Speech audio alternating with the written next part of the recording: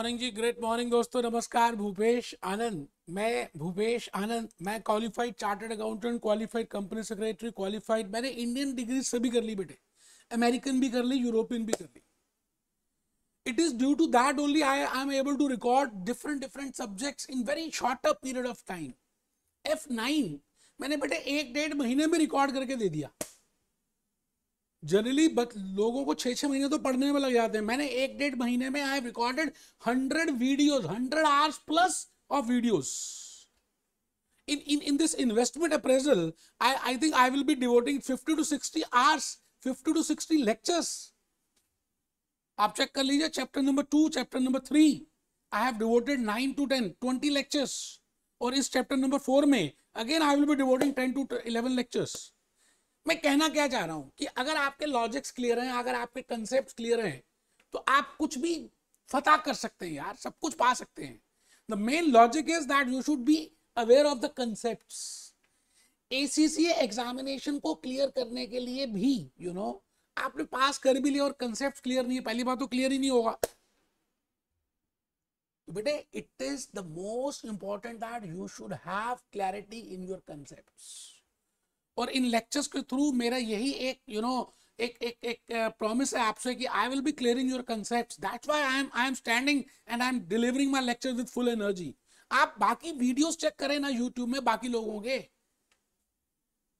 बेटे मेरी एनर्जी, मेरे साथ मेरी एक्सप्लेनेशन आप एक बार कंपेयर तो करें। We are getting response from 30 plus countries. आप चेक करें, बाकी इंस्टीट्यूट तो लेक्चर के वीडियोस ही नहीं डाल रहे, उनको पता उनकी हालत क्या है। बेटे भूपेश आनंद ने सब कुछ आपके सामने रख दिया, अब आप खुद डिसाइड करें, रजिस्टर ओपन करें। Great morning, great morning. Chapter number 4, chapter 4 lecture 7 we have delivered, I have delivered 6 lectures in this chapter number 4। बेटे मैंने अभी तक 6 लेक्चर्स डिलीवर कर दिए, और लास्ट लेक्चर अगर आपने देखा हो तो मैंने पिपली मूवी दिखाई, इन्फ्लेशन की बातें की, रियल रेट की बातें की, मनी टर्म्स की बातें की, बड़ी सारी बातें की, आपको समझाने की कोशिश की। Because we are doing chapter number 4, इसका नाम है investment appraisal, further aspects of discounted cash flow methods और discounted cash flow techniques. I think you are getting my point. आप सब के सब ईमानदारी से आज मेरे सारे लेक्चर को ध्यान से सुनेंगे, because I will be doing 5 understanding questions, test your understanding questions from chapter number 4 Kaplan से कराने वाला हूं। बेटे आपको एग्जामिनेशन किट से भी कराऊंगा, लेकिन आप एक चीज बताइए, मैं सब कुछ मैं ही करा दूंगा तो आप क्या करेंगे? आपके बेसिक लॉजिक्स क्लियर होने चाहिए, आपको कंसेप्ट्स क्लियर होने चाहिए। टेस्ट योर अंडरस्टैंडिंग से मैंने सपोर्ट दे दिया। मैं चाहता हूं कि आप एग्जामिनेशन किट अपने आप करें, कोई डाउट हो तो मैं स्पेसिफिकली गूगल मीट में आपकी डाउट को क्लियर करूं। अच्छा, मैंने एग्जाम किट भी करा दिए, तो फिर आपका जो माइंड जो जिस उसमें जो प्रेशर पड़ना चाहिए, थॉट्स आने चाहिए, क्रिएटिविटी आनी चाहिए, प्रैक्टिस करनी चाहिए, वो नहीं करेंगे आप। मेरा एक ये इंटेंशन है कि आप पहले पूरे लॉजिक्स अच्छी तरह समझ लें। Learn how to catch a fish. I am not giving you a fish. बेटे फिश दूंगा तो एक ही बार खाओगे, बट आपको मैं कला सिखा रहा हूं कि फिश पकड़ते कैसे हैं। तो थोड़ा सा तो हिम्मत करनी पड़ेगी, आपको सब कुछ स्पून फीडिंग से नहीं मिलेगा बेटा। हाँ, मैं आपको गारंटी देता हूं कि आपकी कोई डाउट्स हैं अगर एग्जामिनेशन किट में, तो भूपेश आनंद आपके साथ है। कस्टमाइज गूगल मीट का सेशन लूंगा, पूरे डिस्कस करूंगा, बट आपको दिखाना पड़ेगा कि आपने प्रैक्टिस कहां पे की है, तभी आपका बेनिफिट है यार। एक छोटा सा बच्चा किंडरगार्टन का रोता है कि मुझे स्कूल नहीं जाना, लेकिन माँ मारती है और कहती है जा स्कूल, क्योंकि माँ को पता है कि उसका बेनिफिट किस में है। मुझे मालूम है कि अगर मैं एग्जामिनेशन किट ऐसे ही करा दूंगा जैसे आज मैं करा रहा हूं, तो आपका वो माइंड का थॉट वैसा डेवलप ही नहीं होगा। तो मैं चाहता हूं कि आपका थॉट डेवलप हो, और थोड़ा सा टाइम लग जाए, कोई बात नहीं बेटे, कंसेप्ट तो क्लियर होंगे। आप रजिस्टर ओपन करें। Great morning, chapter number 4, lecture number 7, F9 ACCA। बस एक ही बात कहूंगा, प्रैक्टिस प्रैक्टिस प्रैक्टिस। बचपन से इतने छोटे से थे, आपने चलने की प्रैक्टिस की, अल्फाबेट्स को सीखने की प्रैक्टिस की, बोलना भी तो नहीं आता था, बोला ही एक दिन में थोड़ी, प्रैक्टिस करते रहे, आ गया। आप देखें ना पास्ट टेंस में जो भी कुछ सीखा आपने प्रैक्टिस से ही सीखा यार, एक दिन में नहीं आता बेटे। Rome is not built in a day. तो आप जब फर्स्ट टाइम क्वेश्चंस करें और आपसे नहीं हो तो मन छोटा मत करना। आइए इन प्यारी प्यारी बातों के साथ आज के इस लेक्चर में मैं आपको एक तो रिवीजन कराऊंगा इन्फ्लेशन की, और मैं 5 test your understanding questions Kaplan के अपने हिसाब से कराऊंगा आपको, और फिर आपको बताऊंगा that how we can calculate NPV after inflation, because we have to see the impact of inflation on the NPV. We have seen the impact of taxation on NPV. We have seen the impact of working capital on NPV. We have seen the impact of depreciation, tax allowance on depreciation on NPV. Now the fourth aspect which we have to see is that what is the effect of inflation on my NPV. बेटे आज के इस lecture के through मैं एक बार दोबारा से revision कराना चाहता हूँ, छोटी सी बातें लिखवाना चाहता हूँ, और कसम होगी अगर आपने ना लिखा तो, सच कह रहा हूँ, कमर सीधी करके बैठेंगे, बिल्कुल ढीले नहीं बैठेंगे, बेड चेयर में बेटे, चेयर और टेबल में बैठ के पढ़ेंगे, बेड में पड़े ना थप्पड़ मारूंगा खींच के। रजिस्टर ओपन करो, कैलकुलेटर बाहर निकाल लो, ये देखो मैंने कैलकुलेटर भी बाहर निकाल लिया, और ऊपर हेडिंग लिखो revision of inflation concept, that is what is the impact of inflation. I think up to this point आपने ये बात तो समझ ली होगी कि महंगाई है कुछ। अब सवाल ये आता है कि एज अ फाइनेंस मैनेजर जब आप you are evaluating investment appraisal, you are appraising your investments, then you have to take the effect of inflation, because if you are not taking the effect of inflation your calculations are not correct. आपने जो calculate किया NPV वो गलत है, उसको dustbin के डब्बे में फेंक दो, बिकॉज वो हाइपोथेटिकल है, डमी है, उसमें आपने इन्फ्लेशन का इफेक्ट नहीं लिया। And you have to take the effect of inflation. आप किस दुनिया में रहते हैं यार? You have to live in this. Even in the developed countries, there is an inflation of 2%, 3% in America. And if you are living in a developing country or in underdeveloped country, there has to be a huge rate of inflation. India में 12 से 15-20% के बीच में घूमता है, पाकिस्तान में उससे ज्यादा है। इट मींस आपको इन्फ्लेशन का इफेक्ट लेना है। आज आपको मैं कुछ रिवीजन करा रहा हूं, फिर मैं 5 क्वेश्चंस कराऊंगा आज ही के लेक्चर नंबर 7 में। आप लिख रहे हैं first part, inflation is the increase in price, महंगाई, हाय हाय महंगाई। Inflation is the increase in price, in the price of apple, in the price of banana, in the price of shirt, in the price of tie, in the everything, general price rise. अच्छा, when there is an increase in the price, जब price बढ़ जाएगा, एक चीज 100 रुपए की आती थी, $100 की आती थी, अब वो चीज, वही item, same specific good, same basket of goods is not available at $100, now it is available at $110. तो मैं तो ये कह सकता हूं कि प्राइस बढ़ गया, और I can say that the worth of those goods which are there in the basket of goods, उनकी जो वर्थ है बढ़ गई, प्राइस बढ़ गया, और I can say in reality the purchasing power of that $100 has decreased, the purchasing power of that 100 rupees has been decreased, the purchasing power of that 100 pounds has been decreased, the purchasing power of 100 euros has been decreased. So second point, inflation leads to decrease in the real value of money. Real juice पीते हैं ना आप, अंदर का rate जो है उसमें गिरावट आ जाती है बेटे। ठीक है सर, बहुत बढ़िया। As a fund manager, supposingly आप अभी फाइनेंस मैनेजर नहीं है, आप फंड प्रोवाइड कर रहे हैं to this entity, to Asian Paints, you are providing funds, you are a common stockholder, you are a debt stockholder, you are a preferred stockholder, you are investing money in this company. Now the point is, as an investor आप क्या expect करेंगे इस company से? You will expect that the return which you will get, that should be composite. It means that should be more than the inflation. अगर inflation जितना ही return मिलेगा तो भैया आपको क्या फायदा उस इन्वेस्टमेंट करने में, क्योंकि उतनी तो महंगाई हो गई। It means you will always expect that you should get more than inflation. So the point is, whenever you are expecting more than inflation, that is a nominal rate. अगर आप HDFC बैंक में जाते हो और आप कहते हैं जी FD का रेट क्या है, रेट ऑफ इंटरेस्ट, वो कहेंगे जी 12% है, तो सवाल आता है कि 12% रियल है, 12% इन्फ्लेशन है, या 12% नॉमिनल है? मैं कहूंगा this 12% is nominal, it is more than inflation. Getting my point?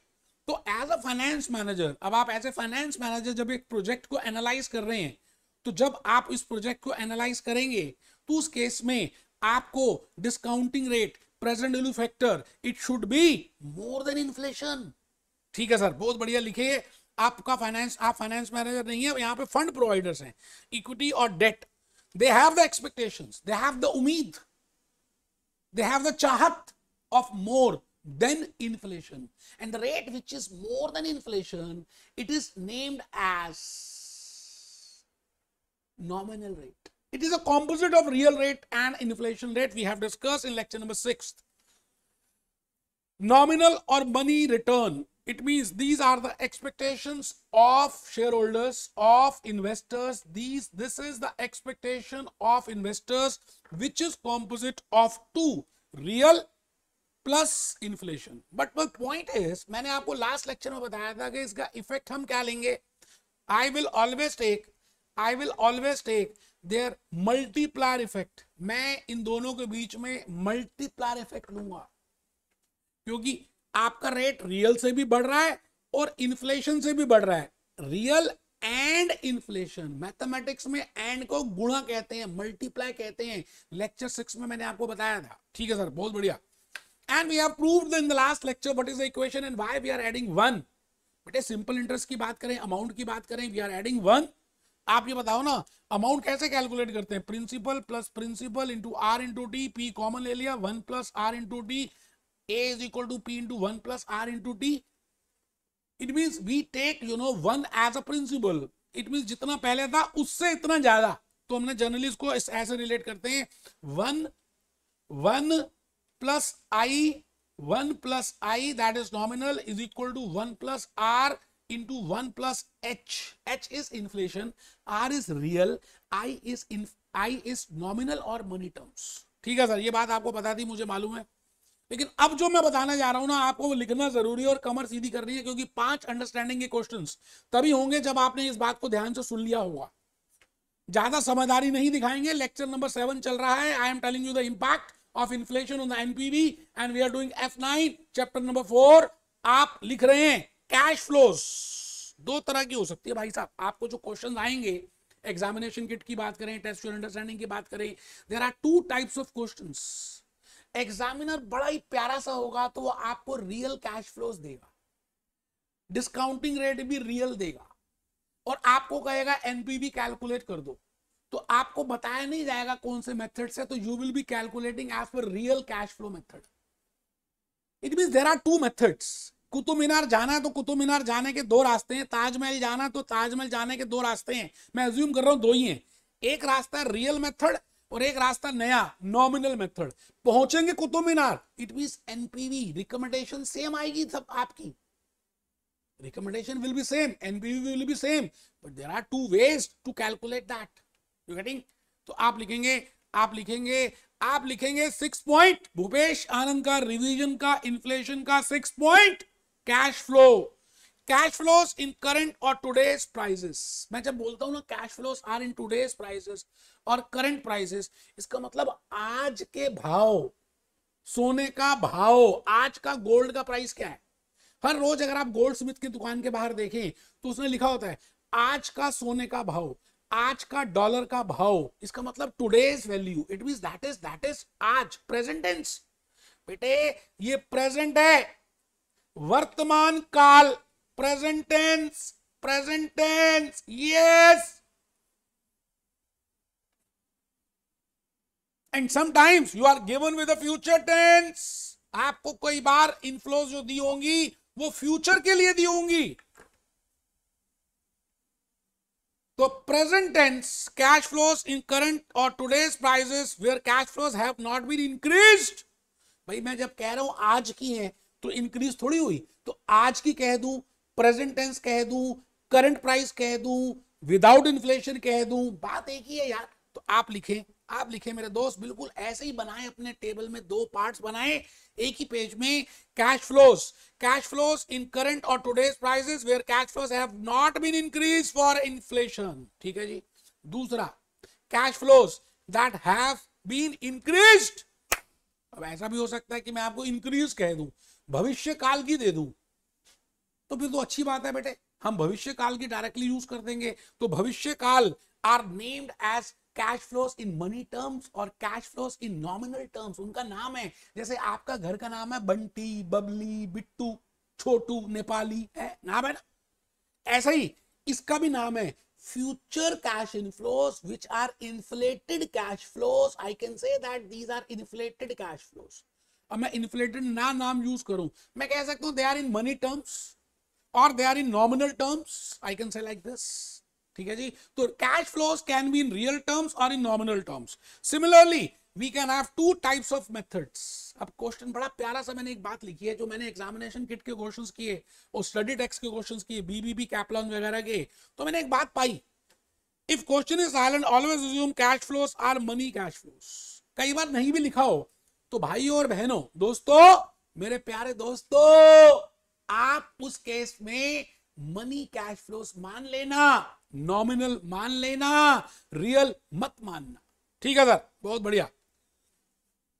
Because वो कैश फ्लोस आपको फ्यूचर की दी हुई है, तो हम ये मानेंगे कि क्योंकि ऑलरेडी वो फ्यूचर की है, उसमें उन्होंने इन्फ्लेशन का इफेक्ट ले लिया होगा. अगर क्वेश्चन साइलेंट है, हीरो हीरोइन से कुछ नहीं बोलता, आंखों ही आंखों में इशारा हो गया, मैं तेरा हो गया तू मेरी हो गई. आइए सर, आइए. एक बच्चा कह रहा है कि इन्फ्लेशन फिर लेक्चर 5 में भी था, लेक्चर 6 में भी था, अब लेक्चर 7 में भी है.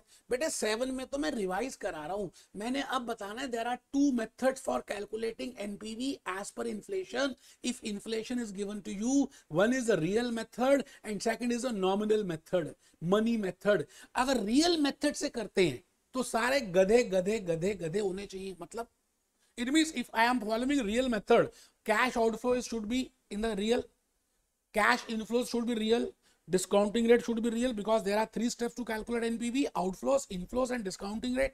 इसका मतलब सब कुछ ही रियल होना चाहिए.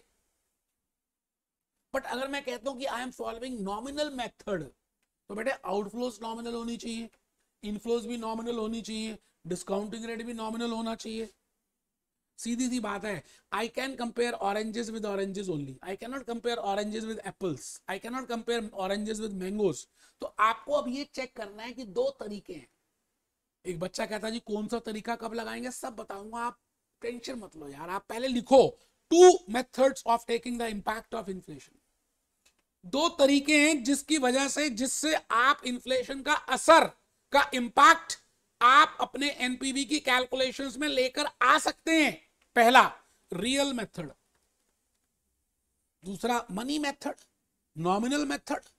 रियल क्या है, उसमें हम इन्फ्लेशन का इफेक्ट लेते नहीं, आउटफ्लोज में नहीं लेंगे, इनफ्लोज में नहीं लेंगे, डिस्काउंटिंग रेट में नहीं लेंगे. इसका मतलब कैश आउटफ्लो का मीनिंग क्या होगा, real cash outflow, real cash inflow, real discounting rate. और अगर आप नॉमिनल मेथड से करते हैं तो nominal cash outflow, nominal cash inflow, nominal discounting rate. Because in that we will include inflation, the effect of inflation. अभी करेंगे बेटा, सारे क्वेश्चंस मैं कराऊंगा, आप टेंशन मत लेना. बस आप दिमाग से मेरी बात को सुनना, प्रैक्टिस करना और आगे बढ़ना. ठीक है सर, रियल मेथड को लिख लिया गया. मैंने कहा जी गधे गधे से कंपेयर होते हैं, गधे घोड़ों से कंपेयर नहीं होते. यहां देखो real real real real, real का जूस डाबर का. यहां देखो money money money money. It means चारों चीजें फिर मनी होनी चाहिए, आंसर सेम आएगा. But the point is, you can not से कि यहाँ पे ऐसा नहीं है कि आप ये ले लें मनी की, ये मनी, ये रियल ले लें, ये मनी ले लें, फिर ये रियल ले लें, ये मनी ले लें. भाई साहब गलत हो जाएगा. आई थिंक आप समझ रहे हैं जो मैं कहना चाह रहा हूं. ठीक है सर, तो आप मनी टर्म्स लिखें, मनी टर्म्स और nominal terms to inflate cash flows. आपको मनी टर्म्स में कैश फ्लोस को इन्फ्लेट करना है. Money cash outflows, money cash inflows, money discounting rates and money NPV. तो जो बचेगा वो भी तो मनी होगा. आप ये बताओ, आम की गुठली डालोगे तो पौधा भी तो आम ही का निकलेगा. जब मैं मनी आउटफ्लो डाल रहा हूं, मनी इनफ्लो डाल रहा हूं, मनी, तो मनी डिस्काउंटिंग रेट, तो answer will be NPV will also be money. ठीक सर, लास्ट पॉइंट बताने जा रहा हूं सर, अपनी चर्चा खत्म होने वाली रिवीजन की. मैं सीधा 5 अंडरस्टैंडिंग क्वेश्चंस में आ जाऊंगा.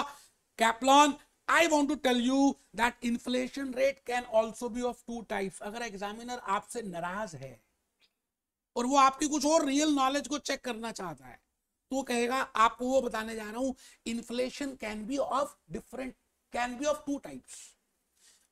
मैंने अभी तक जो भी कुछ बताया ऐसा अज्यूम किया कि जनरल इन्फ्लेशन रेट है 5% से बढ़ गया, 10%, सब कुछ ही बढ़ गया 5% से ऑन एन एवरेज, मोटा मोटी there is an increase in the prices and that is 6%. I will say that is general rate of inflation. But the point is, आपको क्या लगता है रियलिटी में क्या जनरल रेट ज्यादा बेटर है या स्पेसिफिक रेट? मतलब प्याज का रेट कुछ अलग बढ़ता है ना, टमाटर का रेट कुछ अलग, प्राइस कुछ अलग इन्फ्लेशन रेट से बढ़ जाता है ना, सब्जियों का रेट कुछ अलग, because everything has a demand and supply. भाई पोटैटोस की अलग डिमांड सप्लाई है, राइस की अलग डिमांड सप्लाई है, ओनियन की अलग डिमांड सप्लाई है। तो it may be possible that all the goods they are increasing, all the commodities they are not increasing at the same rate of inflation, there can be a different rate, and when we are given with the different rates it means it is a specific inflation rate which is given to me. तो मैंने वही लिखा है जी, two types of inflation rates, specific inflation rate and general inflation rate. आप कमर सीधी करके बैठे हो भाई साहब, ढीले नहीं बैठे, क्योंकि अभी क्वेश्चन शुरू होने वाले हैं।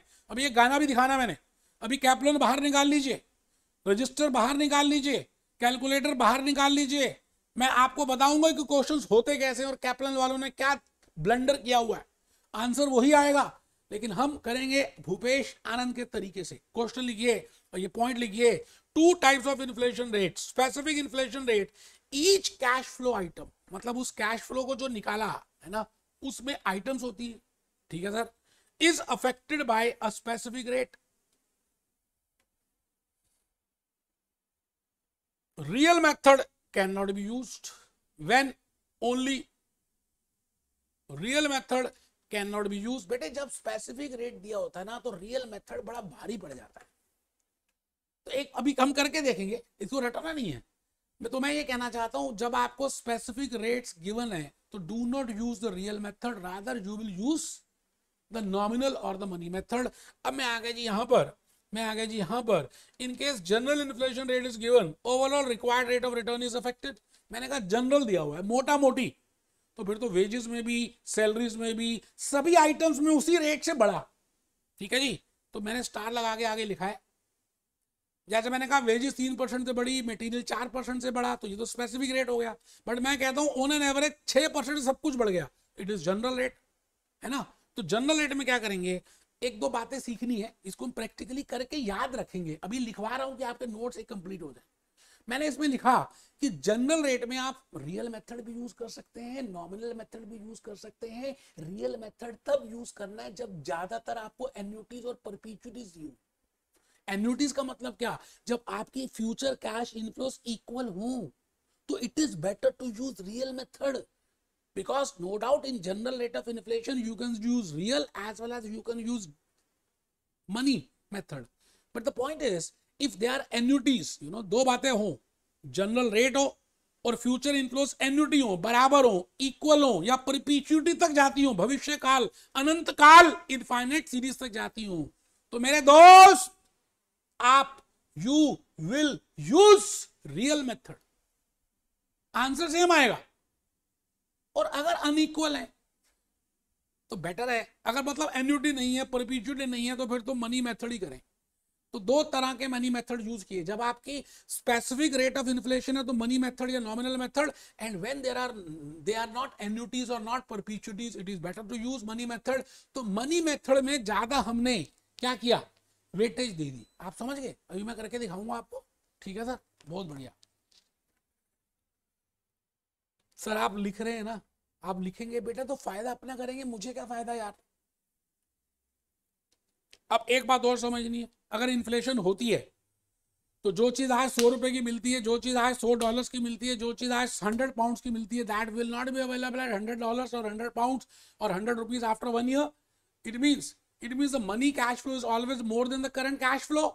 ओके, इट मीन्स अगर आपको यहां से यहां जाना है, कहां से कहां, करंट से आपको मनी में जाना है, तो आपको इन्फ्लेशन रेट के थ्रू जाना पड़ेगा।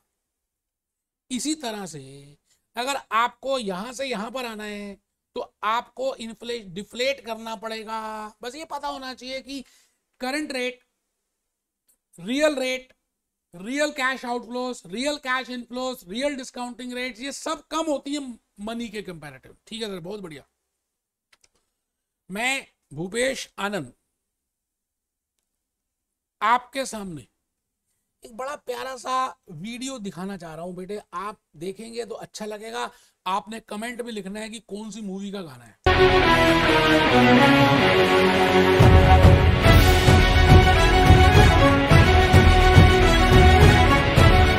आपने बताना है कौन सी मूवी का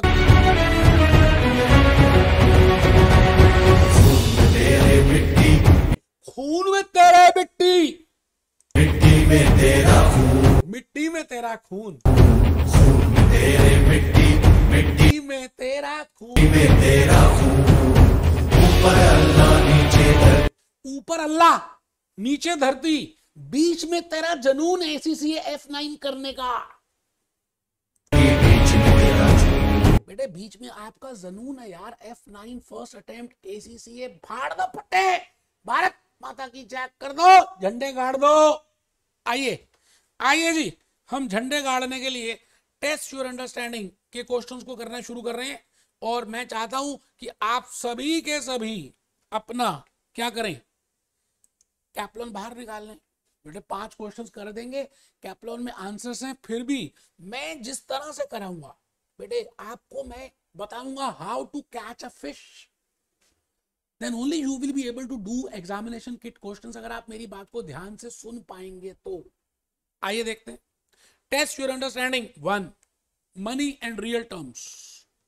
$1000, वो कहता है जी $1000, अच्छा $1000 is invested in a account that pays 10% interest rate।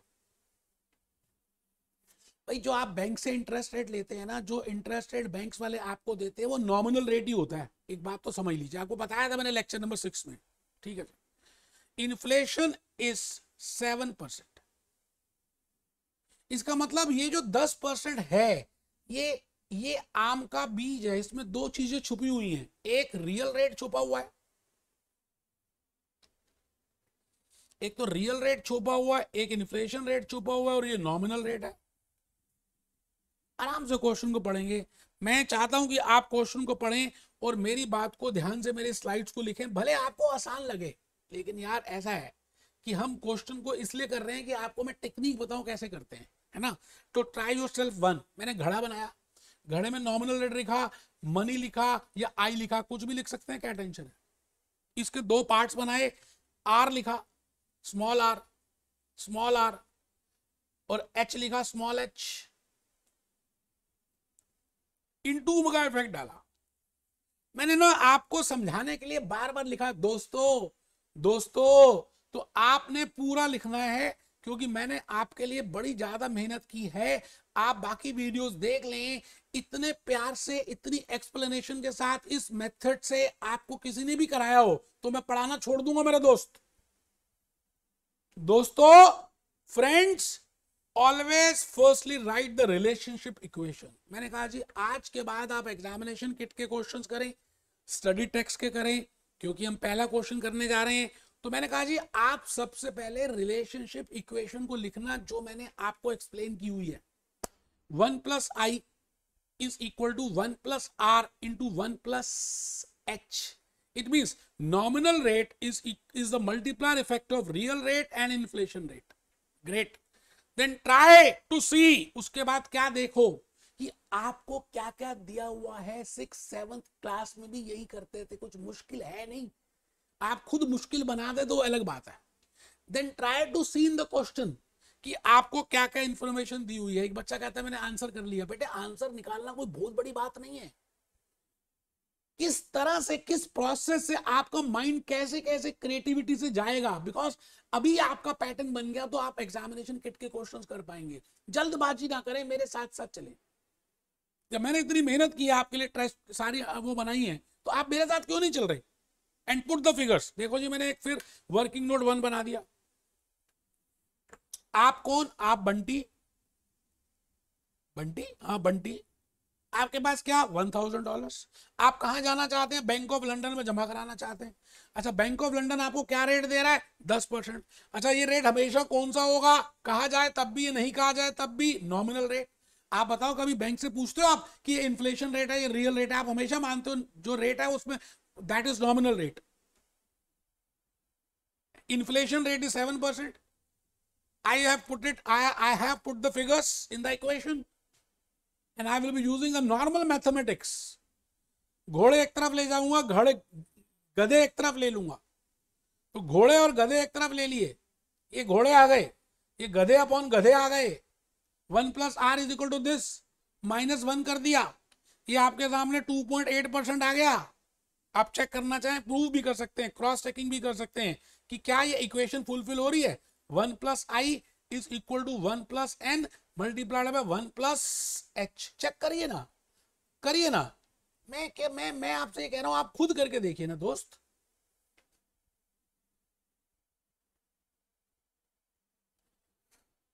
जैसे मैं आपसे बोलूं कि 1 + i 10% है, तो 1.10 is equal to 1.028 into 1.07. Check करिए, ये आ रहा होगा same. Hence proved that nominal rate is the multiplier effect of the real rate and the inflation rates. मैं आ गया जी test your understanding question number 2 की तरफ.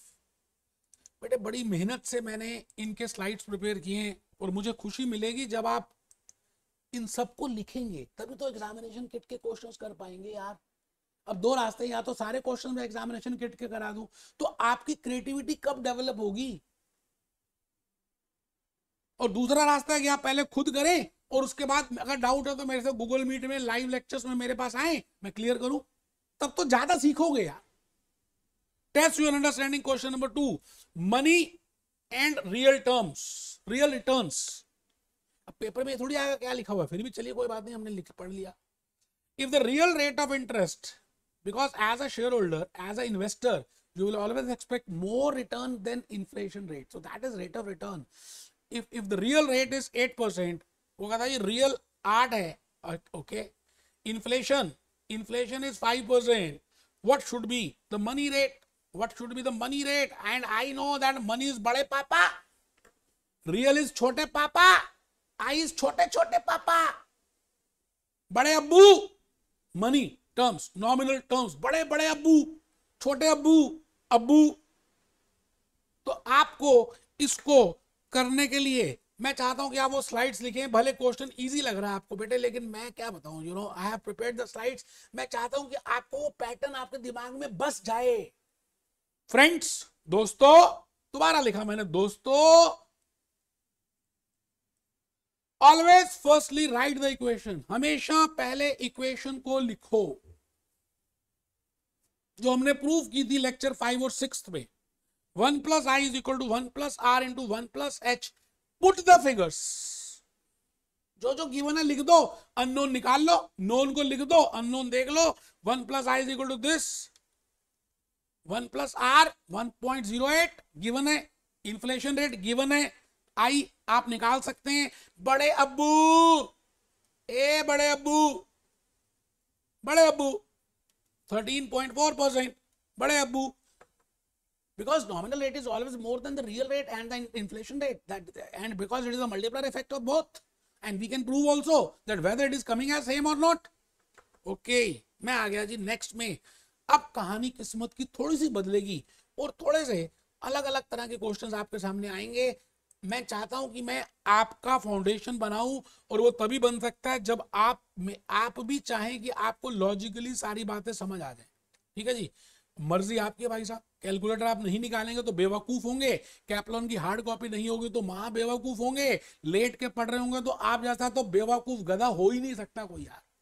कमर सीधी करके बैठिए भाई साहब, आपकी एनर्जी, स्पाइनल कॉर्ड सीधी होनी चाहिए, एनर्जी फ्लो करेगी. मैं खड़े होके क्यों पढ़ाता हूं, एनर्जी फ्लो करती है, आप में एनर्जी जाती है. देखिए, test your understanding question number 3.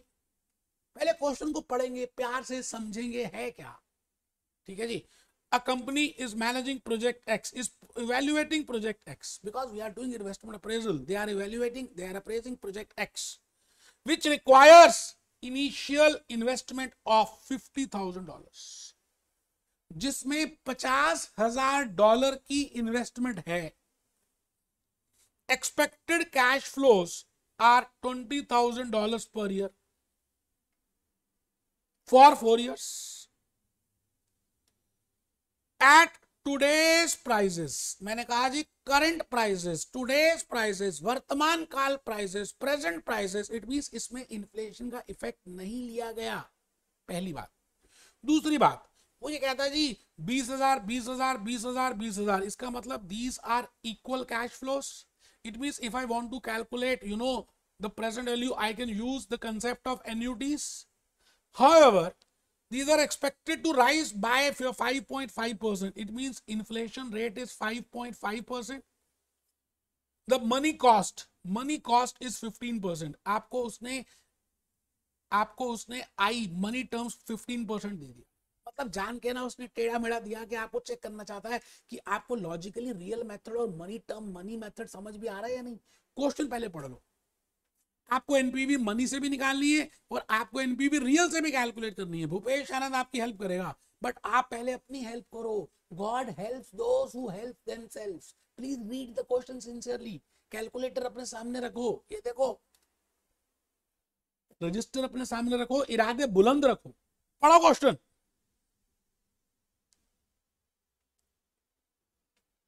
मतलब आपको एनपीवी कैलकुलेट करनी है मनी टर्म्स में भी और रियल टर्म्स में भी। ठीक है सर। मैंने सर क्या बताऊं, मैं अपनी तारीफ क्या करूं, आप पहले देखो मैंने क्या क्या लिखा है, क्या क्या बनाया, क्या क्या समझाने की कोशिश की है। फिर अगर अच्छा लगे तो कमेंट्स में आप मुझे मेरी तारीफ कर सकते हैं, नहीं तो नहीं करें तभी कोई टेंशन वाली बात नहीं। फ्रेंड्स, दोस्तों, यार इतने प्यार से तो आपके घर वाले भी नहीं बुलाते जितने प्यार से मैं बार बार बोलता रहता हूं। दोस्तों, ऑलवेज रीड क्वेश्चन सिंसियरली। मैंने कहा जी क्वेश्चन को ईमानदारी ईमानदारी ईमानदारी से पढ़ें। दूसरी बात दोस्तों, टाइमलाइन बनाए, समय की रेखा बनाए।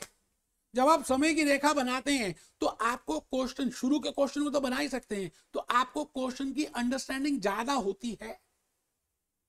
जैसे मैंने नीचे ये फाइनेंस मैनेजर बनाया, ये आप हैं सर, ये हमें, हाँ आप हो भैया, फाइनेंस मैनेजर हो। आप एक प्रोजेक्ट एक्स की बातें कर रहे हो, 50,000 आपकी जेब से चले जाएंगे और आपको 20-20 हजार करके 4 बार आएंगे, जो रियल टर्म्स में हैं, जो टुडेज टर्म्स में हैं, मगर महंगाई हो जाएगी 5.5 की। इसका मतलब आपको कुछ ज्यादा मिलेंगे, देखते हैं। लेकिन डिस्काउंटिंग रेट मनी टर्म्स का ये है बेटे 15%। बनाओ जी बनाओ, सब बच्चे, मैं कहता हूं ना, आपको जो जो मैंने लिखा है आप अगर लिख दो, ईमानदारी से कर लो, तो आप बड़े बड़े क्वेश्चंस कर पाओगे। मैं आपके सामने करके दिखाऊंगा। Friends, always read sincerely. Friends, prepare a timeline, please prepare a timeline. 4 years, T0 50,000, inflation rate 5.5, money cost of capital 15%।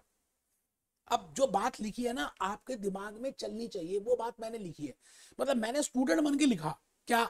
Now friends, we are given with the real cash flows. I think ये बात तो सब understand कर रहे हैं, क्योंकि वहां पे लिखा हुआ है टुडेज प्राइसेस, इसका मतलब real cash flows, but discounting rate is in money terms. लेकिन जो डिस्काउंटिंग, एक चीज गधा है, दूसरे घोड़े हैं। गधे और घोड़ों को कंपेयर नहीं कर सकते, या तो सारे गधे गधे गधे गधे गधे हो, और या सारे घोड़े घोड़े घोड़े घोड़े घोड़े हो। ऑरेंजेस को ऑरेंजेस के साथ, एप्पल्स को एप्पल्स के साथ, मैंगोज को मैंगोज के साथ। एक ऑरेंज है और एक मैंगो है, आई कैन नॉट कंपेयर। ठीक है सर। Note number 2। अब एक बच्चा सोच रहा है कि नोट 1 लिखूं या ना लिखूं, उसके थप्पड़ मारूंगा खींच के, क्योंकि वो कमर सीधी करके नहीं बैठा हुआ, लिखना है। दूसरी बात, I can calculate NPV either by real method और बाय नॉमिनल मेथड। बस एक बात का ध्यान रखना है, जब हम रियल मेथड से निकालें तो कैश आउटफ्लोस, कैश इनफ्लोस और डिस्काउंटिंग रेट सारी रियल की टर्म्स में हो, और जब हम नॉमिनल निकालें तो कैश आउटफ्लोस, कैश इनफ्लोस और डिस्काउंटिंग रेट सारे नॉमिनल की टर्म्स में हो। ये हमने ऑलरेडी देखा, there are 3 steps to calculate NPV. ठीक है सर। बेटे भूपेश आनंद ने पूरा सॉल्व किया, ऐसा नहीं कि कैप्लन की सॉल्यूशन दिखा दी, वहीं पे मार्किंग कर दी, ऐसे ऐसे ऐसे ऐसे ऐसे ऐसे। नहीं भैया, ऐसे नहीं होता। आप जब तक खुद नहीं करेंगे, अपने हाथों से नहीं करेंगे, समझ ही नहीं आएगा। हेडिंग लिखो, statement showing calculation of NPV as per money terms. Year पहला कॉलम, दूसरा column cash flows, money terms की होनी चाहिए। Present value factors money terms का होना चाहिए, तो प्रेजेंट वैल्यू मनी टर्म्स की आएंगी 0 1 2 3 4, बिकॉज बिकॉज इक्वल है, अनइक्वल कैश फ्लोज है। कैसे बेटे आप ये बताओ ना, आपको पहले साल आपको दिया हुआ है, आपका इन्फ्लेशन रेट है 5.5%, ठीक है, फर्स्ट ईयर के एंड में। तो पहले साल वो कह रहा है ना इन्फ्लेशन लगेगा, तो 20,000 में आप क्या करें, 20,000 में 5.5% का इन्फ्लेशन लगाएं, तो कैसे आएगा, 20,000 प्लस 20,000 इंटू 5.5%, यही तो होगा। तो अगर मैं 20,000 कॉमन ले लूं तो यह आ जाएगा 20,000 कॉमन ले लिया, 1 प्लस 0.055। अगर आप ये मल्टीप्लाई करें 20,000 इंटू 1, तो ये आ गया 20,000 इंटू 1.055। तो बेटे ये यही वाली चीज तो आई 21,100, 21,100, 21,100। अच्छा अब सेकंड ईयर में जाएंगे तो इन्फ्लेशन 20,000 के ऊपर होगा या 21,100 के ऊपर। बेटे कैसी बातें करते हो, 21,100 के ऊपर। तो आप जब सेकंड ईयर की इन्फ्लोस लिखेंगे, you want to convert into money terms, then you will take the base, क्योंकि बेबी को बेस पसंद है। तो बेस कितना लेंगे, 21,100 into 1.055, that comes to 22,260 dollars. And if you are going for third year, my dear friends, third year का base second year की इन्फ्लोस होगी, उसमें इन्फ्लेशन डालेंगे। तो 22,260 में 5% जोड़ दीजिए, तो ये कितना आएगा, 23,484 डॉलर, $23,484। अगर आप फोर्थ ईयर में आएंगे तो बेटे बेस तो थर्ड ईयर का होगा। आप बताओ 7th क्लास में आते हैं तो 6th क्लास की नॉलेज का बेस होता है, स्किल लेवल में आते हैं तो नॉलेज लेवल का बेस होता है ना। तो 23,484 इंटू 1.055 ये आ गया। बेटे मैं कर चुका हूं ना, इसलिए मैं चाहता हूं कि आप कैलकुलेटर से अपने आप करें। जैसे 23,484 इंटू 1.055 ये आ गया जी 24,775। उसके बाद तो कुछ भी नहीं है जी, डिस्काउंटिंग रेट मुझे दिया ही हुआ है। सर डिस्काउंटिंग रेट कितना दिया है, मैं बता देता हूं जी। डिस्काउंटिंग रेट आपको दिया था 15%, करके देखो। और डिस्काउंटिंग रेट टेबल से देख सकते हैं, नहीं तो कैलकुलेटर से भी कर सकते हैं। 1 डिवाइडेड बाय 1.15 करो, 1 डिवाइडेड बाय 1.15, 1 डिवाइडेड बाय 1.15, ये आ गया जी 0.869। फिर इक्वल टू कर दो, ऑटोमेटिकली डिवाइड होता जाएगा। 0.756, फिर इक्वल टू कर दो तो 0.658, फिर इक्वल टू कर दो तो 0.572। एक तो कैलकुलेटर से कर सकते हैं, नहीं तो टेबल वैल्यूज दिए वहां से कर सकते हैं। जैसे हो जाए बेटे आपको समझ आना चाहिए। और मैंने आपको बताया वो time value of money chapter number 2 और 3 में, ठीक है जी। मल्टीप्लाई करा 64811 आ गया, present value of inflows, NPV निकाल ली। इसका मतलब अगर आप मनी मेथड लगाते हैं तो मोटा मोटी आपको बात समझ आ रही है ना। अब आप करेंगे तो और ज्यादा समझ आएगा, खाली देखते रहेंगे तो कुछ समझ आएगा, करेंगे और देखेंगे तो ज्यादा समझ आएगा। 14,811 ये आ गया जी आपके पास एनपीवी। मैं भूपेश आनंद ये बताना चाहता हूं कि आप कोई भी मेथड करें आंसर सेम आएगा। अभी करके दिखाऊंगा प्रूफ। नोट नंबर 3 लिखो। Friends we have already discuss in case of general rate of inflation. मैंने आपको अभी रिवीजन के समय बताया था कि अगर जनरल रेट ऑफ इन्फ्लेशन हो और एन्युटीज हो, मतलब इक्वल कैश फ्लोज हो। अच्छा जनरल रेट हो तो रियल मेथड लगा सकते हैं। वैसे और भी ज्यादा बेटर है रियल मेथड को लगाना जब कैश फ्लोज आपकी इक्वल हो, एन्युटीज और परपेचुइटी में हो। तो मैंने लिखा friends we have already discuss in case of general rate of inflation and annuity pattern of cash flows, it is better to use real method. Annuity का मतलब मैंने बताया था बेटे, एन्युटी का मतलब है आपको कैश इनफ्लोज सेम हो रही है ना। तो आप ऊपर लिखें इन केस, लिखा है पता है फिर भी लिखे। Friends we have already discuss in, अब ये कैप्लॉन में नहीं दिया, एग्जामिनेशन किट में तो कुछ दिया नहीं है। आप देखो सॉल्यूशन 3 दिन तक रात को नींद नहीं आएगी, पता नहीं क्या क्या कर दिया फटाफट उन्होंने शॉर्ट फॉर्म में। भूपेश आनंद आपको अपने वे में समझा रहा है। We have already discussed in case of general rate of inflation and annuity pattern of cash flows, it is better to use real method. Note number 4, $20,000 cash flows are real. वो real है, ठीक है sir real है। तो अब क्या करना पड़ेगा, उनको तो चेंज करने की जरूरत ही नहीं है, वो तो गधे हैं ही। हाँ आपको जो डिस्काउंटिंग रेट दिया वो घोड़ा था, उसको गधे में कन्वर्ट कर दो, because discounting rate is given to you in nominal terms and use the formula 1 plus I is equal to 1 plus R into 1 plus H, and then with the help of that cost of capital is 15%. When I say cost of capital, we will be discussing in chapter 18 or 19 what I mean by cost of capital. It is discounting rate, and when I say cost of capital, it means it is a nominal rate or the money rate, and it can be, you know, we know that we have calculated as per this logical relationship 1 plus 0.15 is equal to 1 plus R into 1 plus 0.055. बेटे पहला question और दूसरा question इसी के basis पे कराया था, आपके पास रियल रेट आ गया जी, क्या क्या 9%।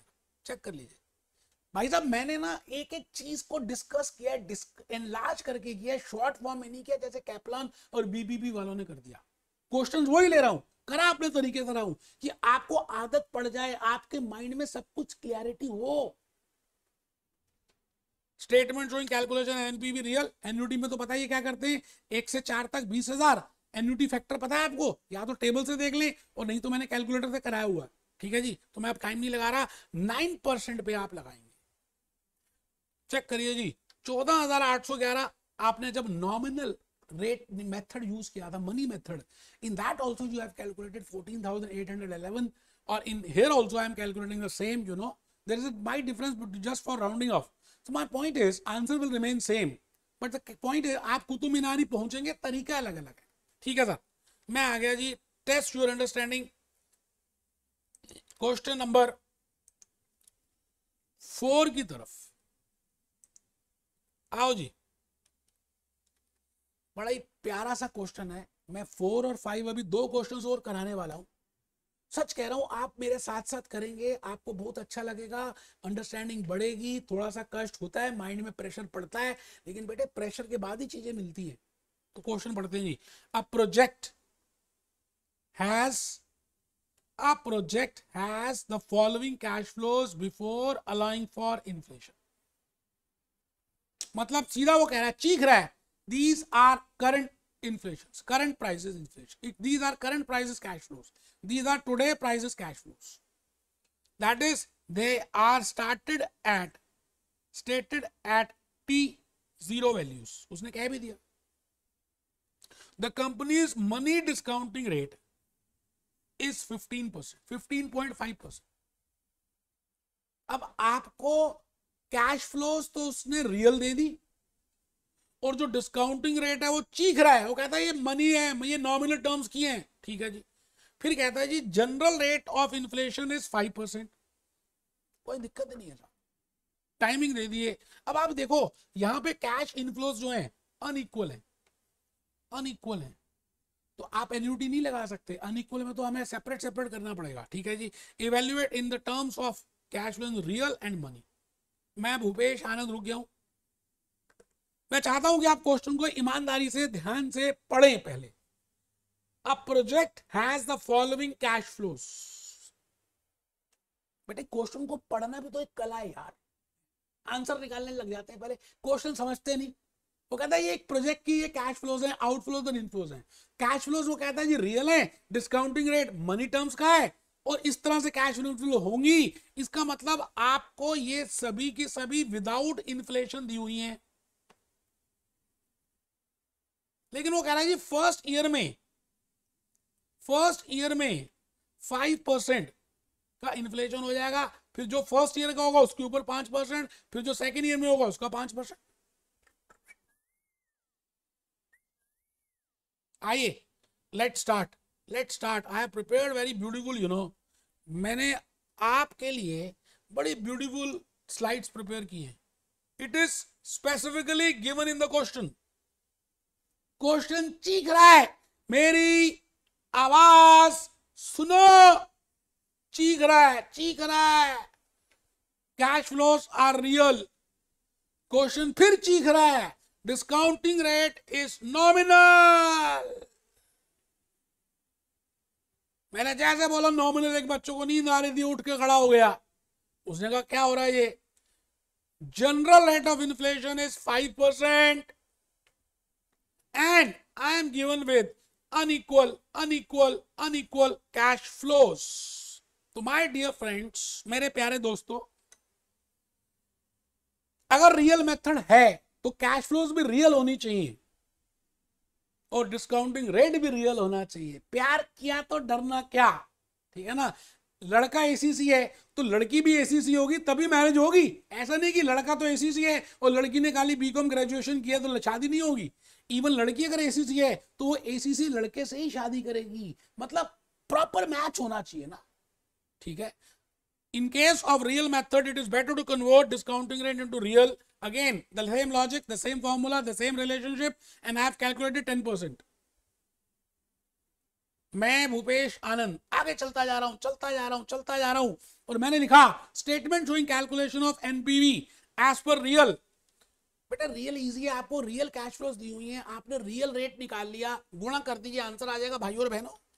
330, 242, 532 और रियल रेट है 10%। टक टक टक टक टक कर लीजिए ना, करिए ना, आइए ना। $150 का एनपीवी आ गया। आप में से अब कुछ बच्चे ऐसे होंगे जो नहीं करेंगे, वो कहेंगे ठीक है वो बेवकूफ हैं, मैंने तो किया है, मैं वेट कर रहा हूं ना। आप करो बेटे, करो बेटा करो। कैलकुलेशन ऑफ दिस कैसे होंगे फिर एग्जामिनेशन किट के क्वेश्चन जब आप नहीं करोगे तो। करो। एक बच्चा सोच रहा है खाली प्लस माइनस, बेटे चाहे भले प्लस माइनस करना है, चाहे भले मेमोरी का फंक्शन यूज करना है, आप बस करो उसको, ठीक है जी। अब हम आगे जी मनी टर्म्स में। अब मनी टर्म्स में डिस्काउंटिंग रेट तो मनी का दिया हुआ है बट कैश फ्लोज रियल दी हुई है, तो आपको रियल कैश फ्लोज को मनी टर्म्स में कन्वर्ट करना पड़ेगा। और रेट ऑफ इन्फ्लेशन है 5%, तो कर लेंगे, कोई मुश्किल नहीं है। Friends, in case of money और nominal method is important to convert real to nominal cash flows. आराम से लिखो बेटे, लिखने से भी अंडरस्टैंडिंग आपकी बढ़ेगी, ठीक है सर। अब देखो टेबल लिखा मैंने, स्टेटमेंट बनाई। अब ये 346.5 कौन सा बच्चा बताएगा ये कैसे आया। देखो जी 330 है, 330 इंटू 1.05 कर दो, ये आ गया जी 346। क्यों 1.05 क्यों किया, क्योंकि 5% इन्फ्लेशन है। सिंपल इंटरेस्ट पी कॉमन ले लिया, 1 प्लस आर, तो 330 इंटू 1.05 करके देखिए 346 आ रहा है। अब 346.5 को 1.05 से करें तो ये आ रहा है जी 36 या अच्छा, तो ये 242 है। 242 इंटू 1.05 इंटू 1.05, ये आपके पास फिगर आ गई 266, क्योंकि 2 साल का निकालना तो 2 बार इन्फ्लेशन हो चुकी होगी। अब 615 को कैसे करेंगे, 532 आपको दिया हुआ है कि विदाउट इन्फ्लेशन, तो 532 into 1.05 into 1.05 into 1.05 is equal to, check करिए जी, ये फिगर आ रही है 615। चेक करिए, करके देखिए ना यार, आप करते क्यों नहीं है। और डिस्काउंटिंग रेट 15.5 है और उसके बाद मैंने इनफ्लोज निकाल ली, 150 आ रही है। मैंने बताया था whether you are going for real method और you are going for nominal method, your NPV will remain same. Last question की तरफ बढ़ चुके। मैं भूपेश आनंद, हाँ मैं ही आप ही का दोस्त, मैं लास्ट क्वेश्चन आज के इस लेक्चर में बढ़ चुका हूं और मैं समझाना चाहता हूं कि अगर आपको पेपर में स्पेसिफिक रेट ऑफ इन्फ्लेशन दिया जाए तो मैंने बताया था in case specific rate of inflation is given, it is better to go for nominal और money method, don't go for real method, क्योंकि रियल में और दिक्कत आ जाएगी। तो यहां पर स्पेसिफिक रेट्स दिए हुए हैं। अब हम क्वेश्चन को पढ़ेंगे और देखेंगे कि हमें कैसे पता चलेगा कि स्पेसिफिक रेट ऑफ इन्फ्लेशन दिए हुए हैं। A company is considering a cost-saving project. This involves purchasing a machine of $7,000, which will result in annual saving in real terms on wages 1,000 and on material cost 400. ठीक है, पढ़ रहे हैं। The following forecast are of the rate of inflation: wages, material and general. The cost of capital is in real terms is 8.5, assuming this as 5 years life, scrap value as 0. आराम से, मुश्किल है नहीं, आप पहले देख लो।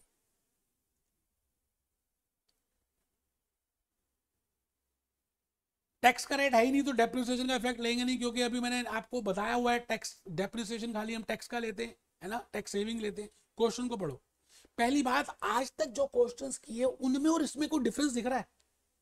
बेटे आज तक एक ही इन्फ्लेशन रेट दिया होता था, उसका नाम था जनरल रेट, जो यहाँ पे दिया हुआ 6%। बट यहाँ पर ये भी बताया गया इसके साथ, जनरल रेट के साथ, कि मटेरियल का भाव कितना बढ़ा, वेजेस का भाव कितना बढ़ गया।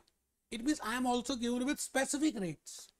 और एक बात गांठ बांध के समझ लीजिए, अगर आपको स्पेसिफिक रेट्स दिए तो आपको मनी मेथड ही लगाना है, नॉमिनल मेथड ही लगाना है। और इस क्वेश्चन को करने के लिए अगर आप डायग्राम या चित्र नहीं बनाएंगे तो ज्यादा चीजें समझ आने वाली तो है नहीं जी भाई साहब। आप देखिए मैंने बड़ी मेहनत करके कुछ बातें लिखी है, तो आप लिखिए। लास्ट पॉइंट है, 2-3 मिनट रह गए। Friends, in this question we are given with the specific rates of inflation. ये बात तो सबको क्लियर है। टाइमलाइन बनाइए, $7,000 चले जाएंगे, 5 साल की लाइफ है।